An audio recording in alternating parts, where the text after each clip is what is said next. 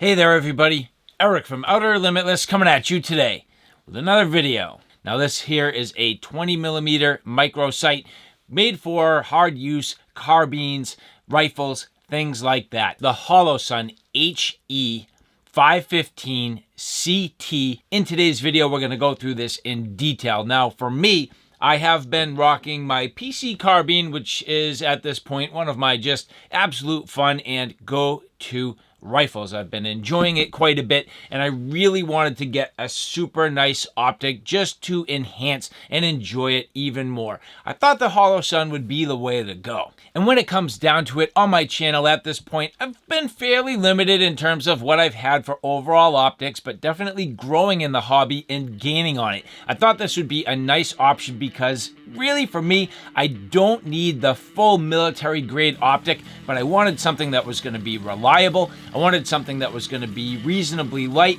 compact, and just something that for me I would enjoy, and it really should be an optic that stays with me in my rotation here on out. So again, today what we're going to do, go through this in detail. I'm going to show you everything that came in the package. We'll get it set up on the rifle, and then we'll hit the range. And so with that said, I have a whole bunch to do and a whole bunch to share with you. And if you're interested in seeing a little bit more about what I'm about to get into, do me a favor, stay tuned.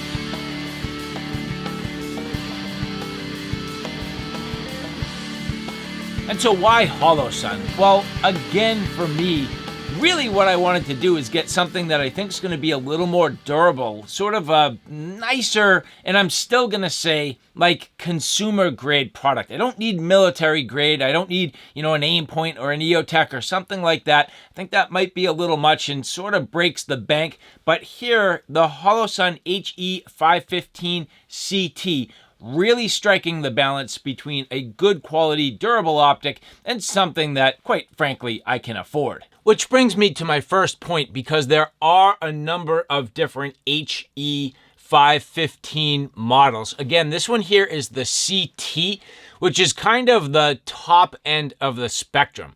There are a number of models that are sort of lower tier, but they're still very nice. These typically range between anywhere in the like $300 range to up over $400.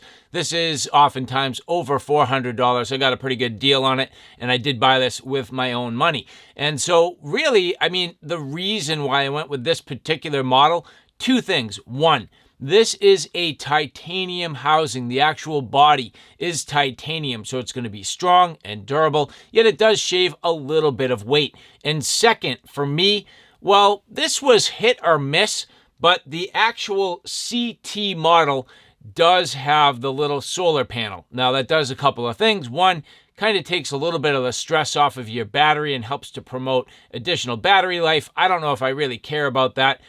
The other thing that it does is it sort of has the auto dimming feature. So this should have auto dimming between indoor and outdoor use. Now that can be disabled. I don't know if I'll like it, but while I was sort of in the market and I found this, I said, what the hell, let's just try it out. And so again, when it comes to optics, I am certainly not an expert, but I do know what works for me and what types of things I am going to want. This particular case is going to be fantastic, where it has a quick release attachment for going on your pick rail. That's key. So toolless installation, which is awesome. That might be important for storage. That might be important for adjustments. And as I continue to get this set up, I will learn exactly what that means for me. But the fact that it's toolless and quick detach is awesome. The battery tray being on the side, another benefit. The fact that once you mount your optic and get it fully set up, at that point you don't need to remove it to change the battery. I thought that was awesome. Next, the ease of access to the buttons. Very easy on the side, nice and large and pronounced, and should be reasonable in terms of the tactile means to find it. So we'll see how that goes once I hit the range. Now, something that for me is going to be hit or miss. It aids in the durability, but you'll notice here that my turrets are actually sort of enclosed behind some of the housing. That's going to help to protect them,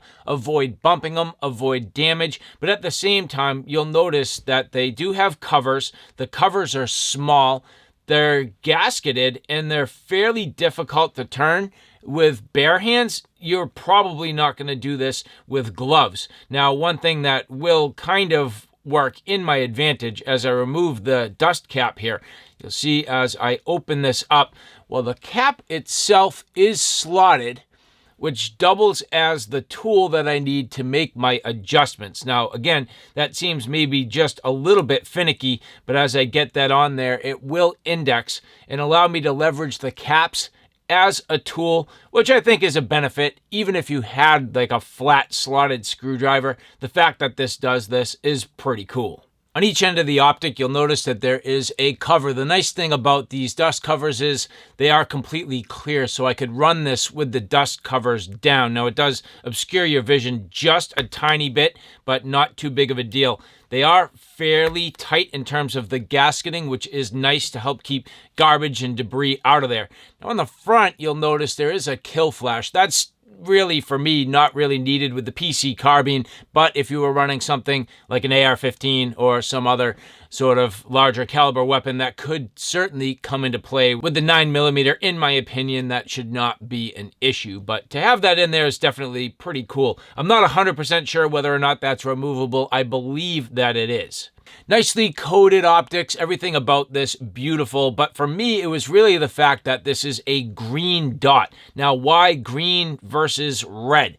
Well, I do have red on my carry weapon, my handgun, and I like it just fine, but I did find that a lot of times, at least in my opinion, having the green can be advantageous from the standpoint being when I go to zero this in, I'm actually going to be using a red dot laser to help zero this in. So differentiating between the optic and then the zeroing device kind of does help. So that's one of my main reasons. I know that's not really a fully necessary thing, but I did like that. And the other thing is I like the way the green looks. I like the way it appeals to my eye. I do use green lasers for other, general purposes, laser pointers and things like that. And I do like the green, so I thought it would be cool. It mixes it up, and it's just something I can enjoy.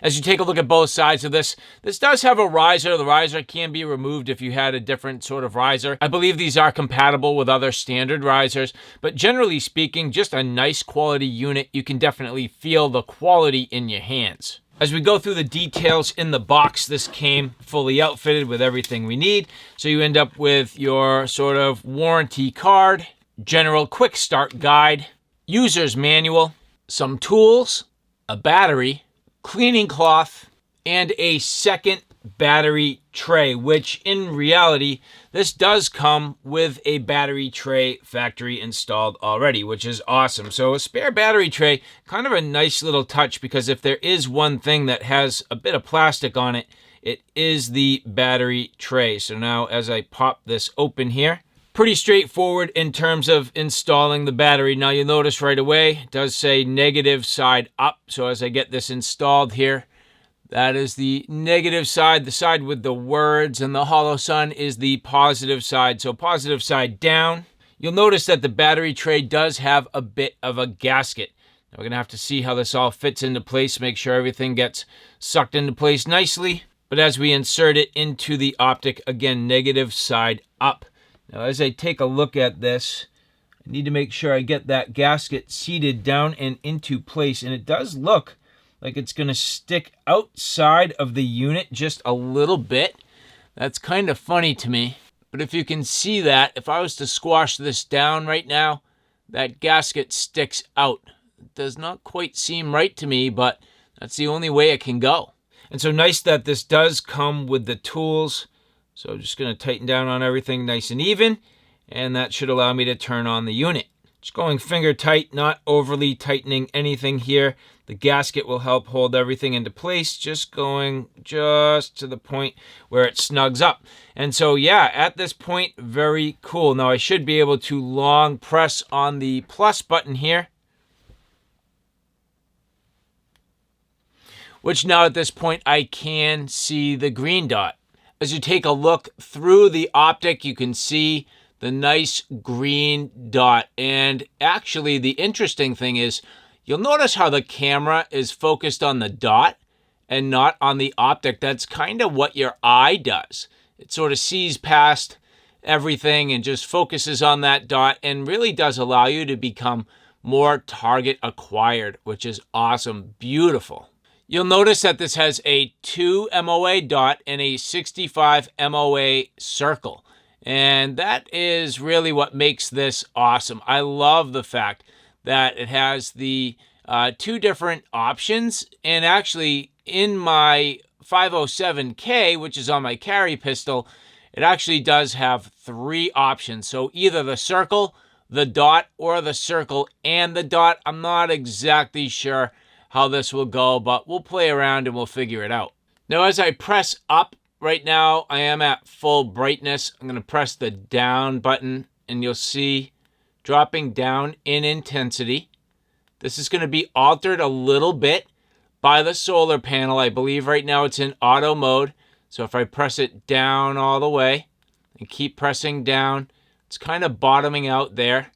I know this is dancing around a little bit, hard to keep it exactly on frame, but you can see, and as I press up, long press on the plus button. I believe at this point, yeah, now it's in that manual mode. So a long press on the plus button. Now you'll notice I have manual control over the brightness. So depending on what I'm trying to do, that may come into play. Again, a long press on the plus button. Now it should be back into that auto mode. So yes, so pretty simple and effective. It'll be interesting to see how this goes. Now this does have shake awake and auto off, but if I wanted to manually turn this off, I should be able to hold down both the plus and minus buttons simultaneously, which you'll see does turn it off. Hitting the plus button, it's back on. So that does definitely work. That's cool. Now in terms of changing the reticle, I am going to hold down the minus button here. There you go. You'll see it dim down to the dot alone. Holding down the minus button. There you go. Back to the dot and the circle. So pretty neat the fact that you can do that. Now I do wish this particular optic allowed me to go to just the circle without the center dot. I love that about my 507K on my pistol.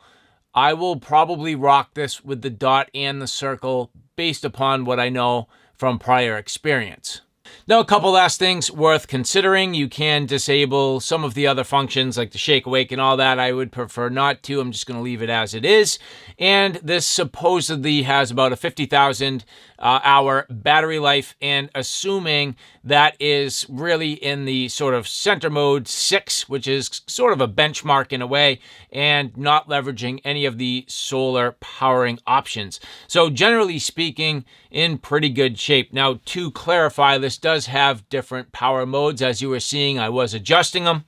Supposedly, this has 10 daytime brightness settings and then 2 night vision settings. So they say night vision compatible. I have tested it in the past. I don't know. I have consumer grade night vision. I'm not sure if it exactly works the same way.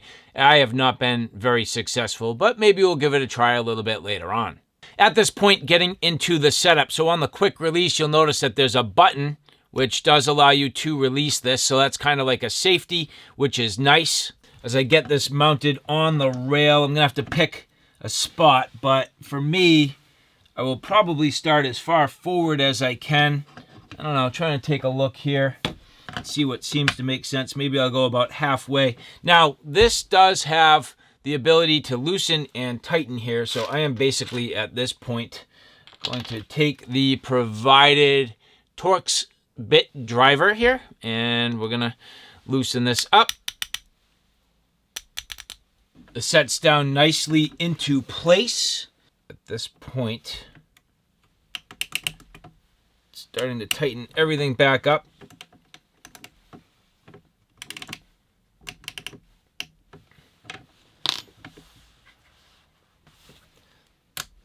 That does clamp down nicely.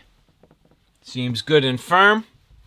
And I might need to adjust with how far forward or back this is, but this is at least a starting point, about 2/3 of the way forward on the rail. And as I mentioned, I do typically use a red laser cartridge to help me with my initial setup. So as I depress here, you can see this is a red laser. Now I've used this on a number of occasions just to help me get everything established, kind of setting this into place here. And you can see that's going to do a nice job helping me get this zeroed in. My office is literally 30 feet exactly from my back wall, and this gives me something to go by. So I'm going to dim down the brightness here. And as I take a quick shot with the laser cartridge, can't even see it. Okay. So the laser cartridge is low, which means my sights are high. For 30 feet, I need to bring my sights down, and that's where this whole thing starts. So getting on the turret here, I do have the ability to make some adjustments. On the inside of the cap, you will see it indicates up and right. Of course, the opposite being down and left. So it does have an indicator here. You can switch the caps on the turrets without too much difficulty, and you won't run into trouble. But leveraging this here, again, I do need to bring my shot up. So I'm going to move in the up direction, which is a counterclockwise adjustment. Nice audible clicks. We'll give it a 4 or 5 clicks here and see how that goes.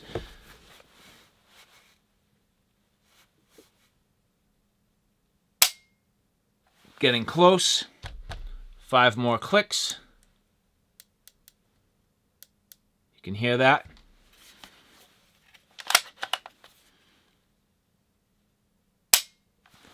Okay, getting closer.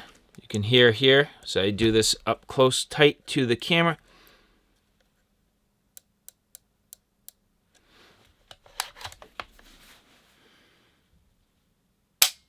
Now, one thing right away I can tell you is this handle being directly next to my charging handle could grab and bite at me. It's kind of too bad that this isn't set up on the other side. I wonder if I could rotate this base around so that the actual quick release is on the left-hand side. So as a righty, that's not going to be the best.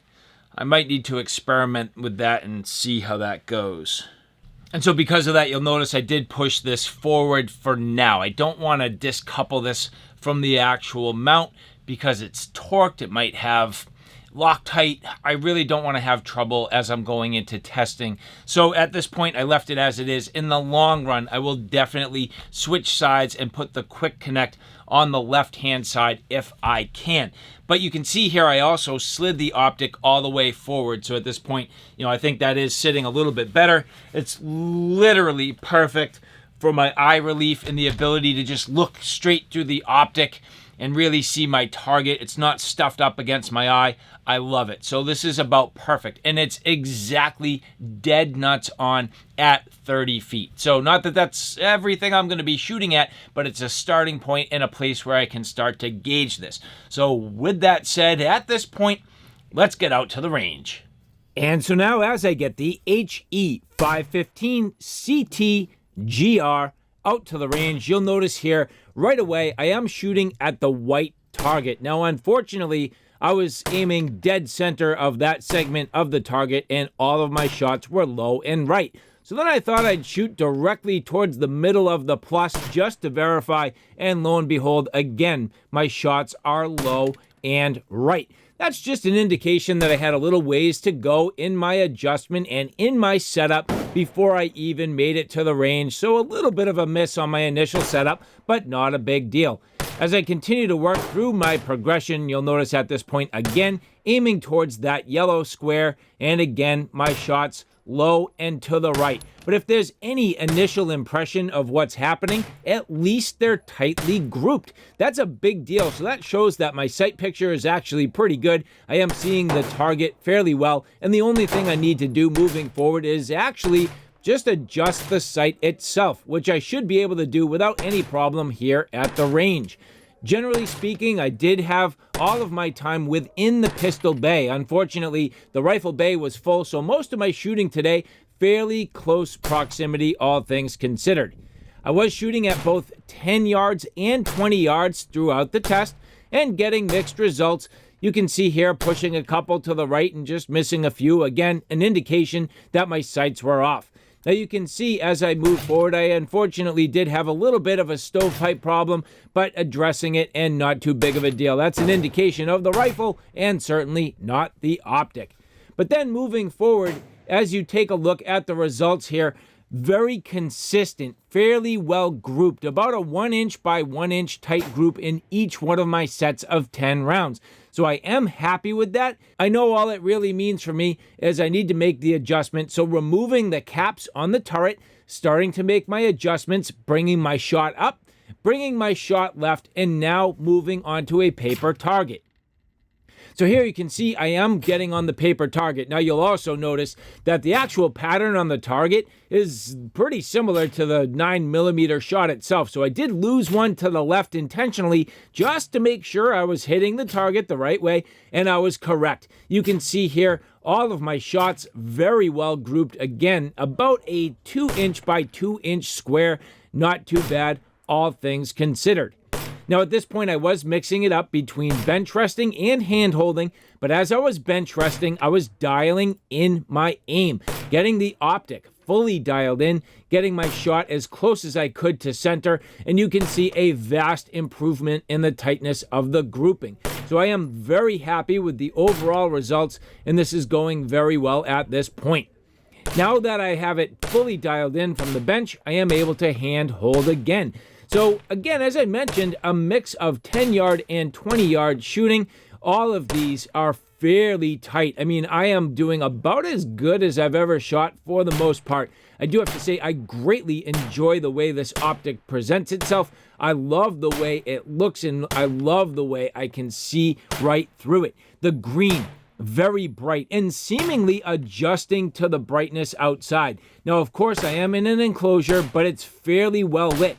So the optic itself, not too bright, not too dim, just about right, and clearly illuminating on my target. This was a fantastic opportunity in the range. And one other thing that I do need to mention, the fact that the way the mount is cut out, you can see straight through to the iron sights. I did not do that in this test, but that's an important fact in the ability to actually see the iron sights in the event that your optic goes down.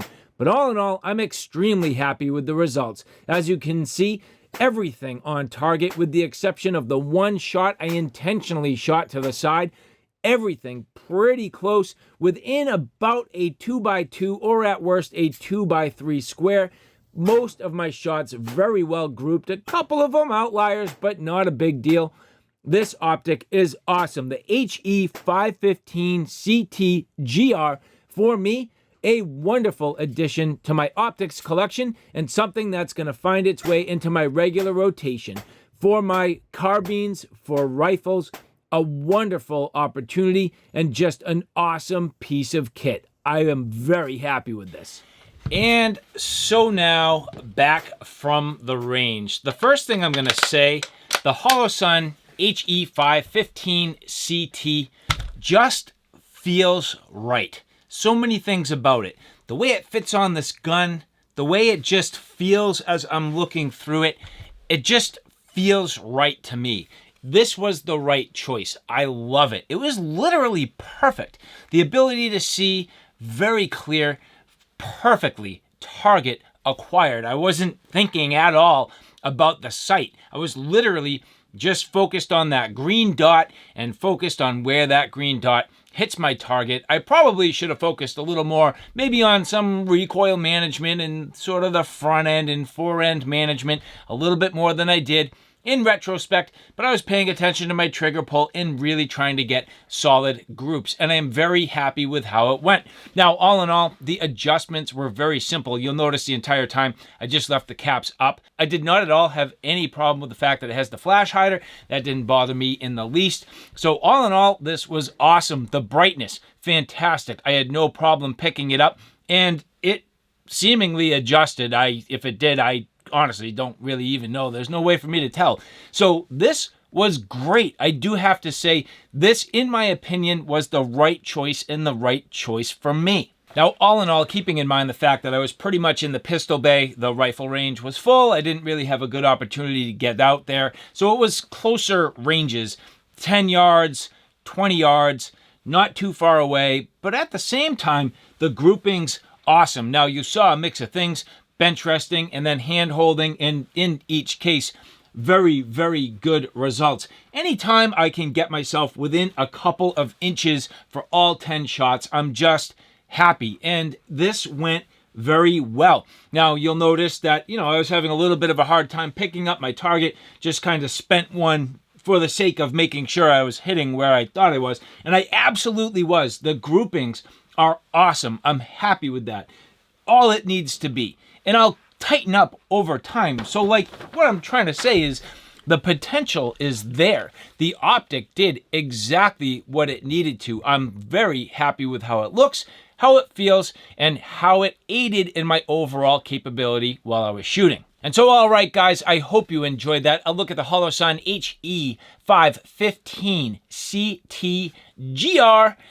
Awesome. I hope you enjoyed that. Thank you very much for following along. And if you like this content, do me a favor, take a look at my Outer Limitless channel, which is more on my primary gear. On that channel, I cover everything from hiking, camping, backpacking, excursions, all the gear that goes with it. So from sleep systems, shelter systems, knives, axes, backpacks, flashlights, you name it, that's my Outer Limitless channel. So, all right, guys, thanks for stopping by. I hope you like what you saw. I hope you found it a little bit informative. If you like what you saw, please like, share, and subscribe.